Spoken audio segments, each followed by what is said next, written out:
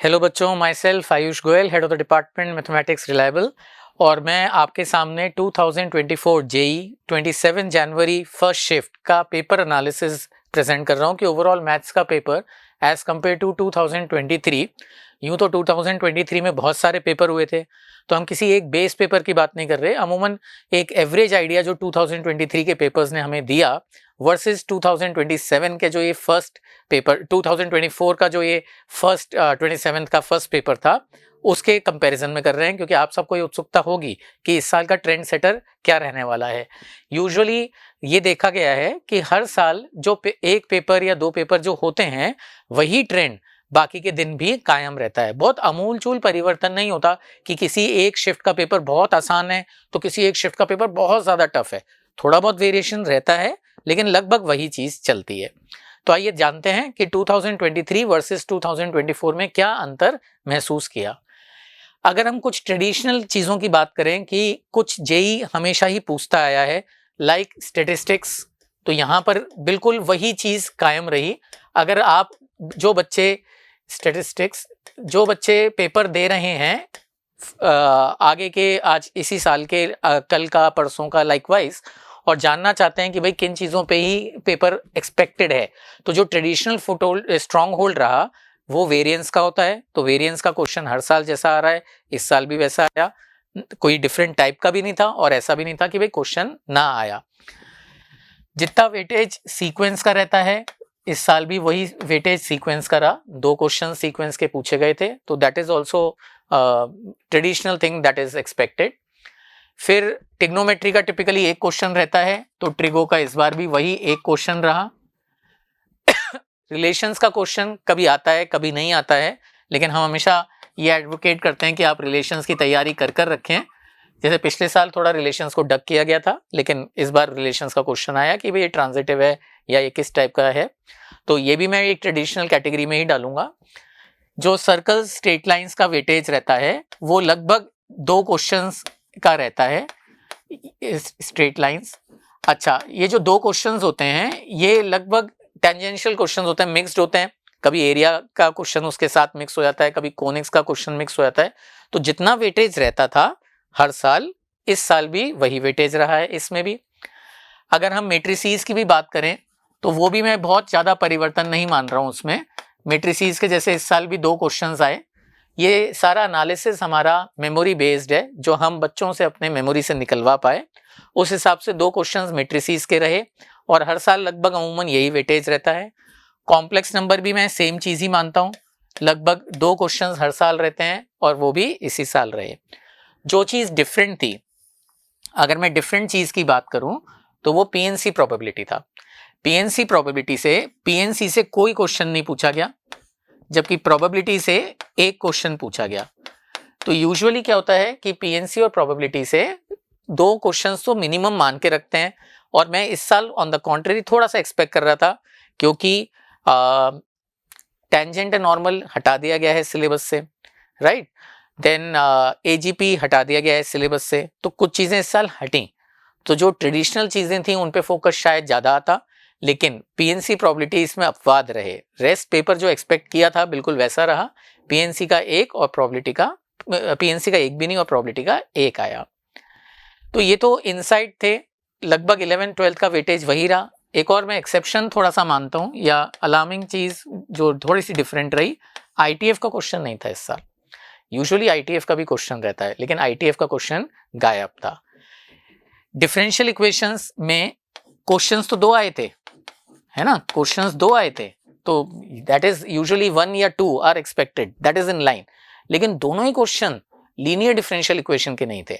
तो linear differential equation strong hold रहता है, लेकिन ये नहीं थे, और ये दोनों ही बहुत ईजी क्वेश्चंस आए थे। तो वेरिएबल सेपरेबल आ गया और एक सब्सटीट्यूशन आ गया। तो लीनियर डिफरेंशियल इक्वेशन 2 क्वेश्चन पूछने के बावजूद भी नहीं पूछा गया। पिछले साल हर पेपर में लीनियर डिफरेंशियल इक्वेशंस पूछे गए थे। अच्छा, अगर अब हम ये तो चैप्टर वाइज एनालिसिस की बात हुई, अगर हम लेंथ की बात करें तो पिछले साल very lengthy papers were very lengthy, लेकिन इस साल पेपर्स नॉर्मल थे। ये पेपर्स को ज़्यादा लेंदी नहीं कहा जाएगा, मैथ्स में कैलकुलेशंस होती है अदर सब्जेक्ट्स के मुकाबले, फिजिक्स एंड केमिस्ट्री थे of course, it is going to be lengthier than physics and chemistry, so that is expected. लेकिन इस साल पेपर लेंथी नहीं कहा जाएगा कि मैथ्स का paper was very lengthy. Toughness की बात करूं तो इस बार मैं पेपर को इजी रेट करूंगा, पेपर टफ नहीं था, है ना, पिछले साल की तुलना में। जैसे हमने पिछले साल जो हमारी एक टफनेस मेट्रिक होती है, जहां पर 1 हम इजी को बोलते हैं, 2 मॉडरेट को कहते हैं, और 3 पॉइंट्स हम देते हैं टफ को, राइट। तो पिछली बार के टफनेस मीटर में अगर जेई का पेपर यहां था, तो इस बार के टफनेस मीटर में इट इज समवेयर हियर। तो पिछली बार हमने इसे 1.8 रेट किया था 2023 को, इस बार हमने इसे 1.56 के आसपास रेट किया है। तो ये पेपर इजी है, और बल्कि मैं बोलूँगा कि थोड़ा सा और 1.56 से भी आप थोड़ा सा कम ही मान के चलें।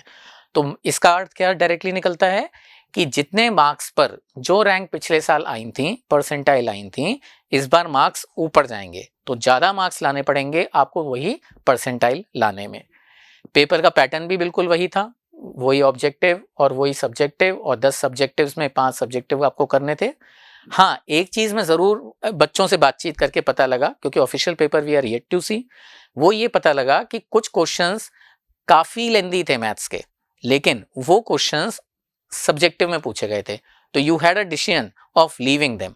तो कुछ बच्चों को वो याद भी नहीं थे, क्योंकि जब आपने क्वेश्चन अटेम्प्ट नहीं करें, तो जैसे मैं 8 बच्चों से जब बात कर रहा था, तो 8 के 8 बच्चों का था कि सर एक एरिया का क्वेश्चन था, डेटा याद नहीं है, लेकिन डेटा गंदा ही था और हमने अटेम्प्ट ही नहीं किया। 8 ने यूनानिमसली कहा।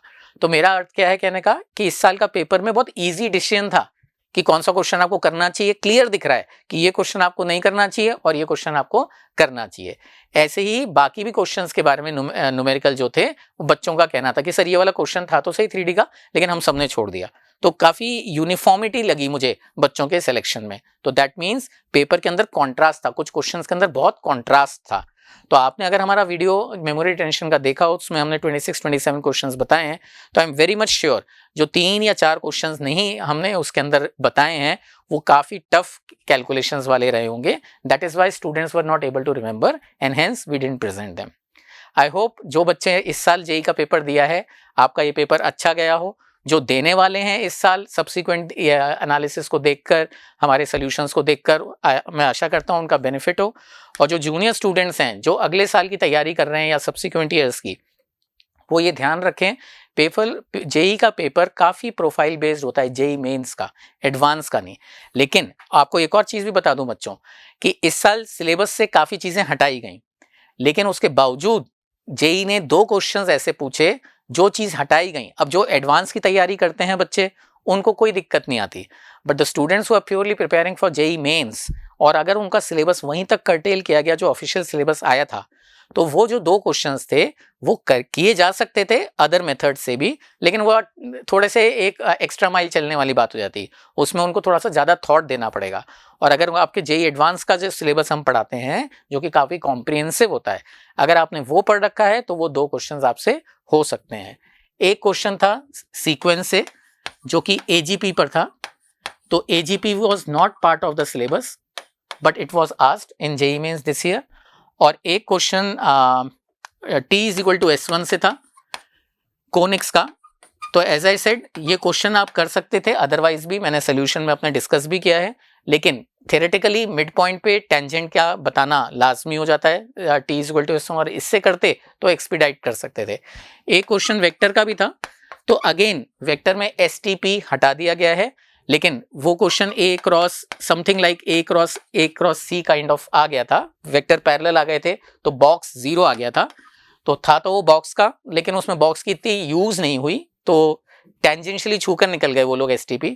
तो मैं ये बात बोलूंगा कि AGP सिलेबस में नहीं था, बट वो एक बहुत लाउड क्वेश्चन था जो पूछा था, और एक T=S1। वेक्टर्स को मैं तो भी वॉक ओवर देता हूँ।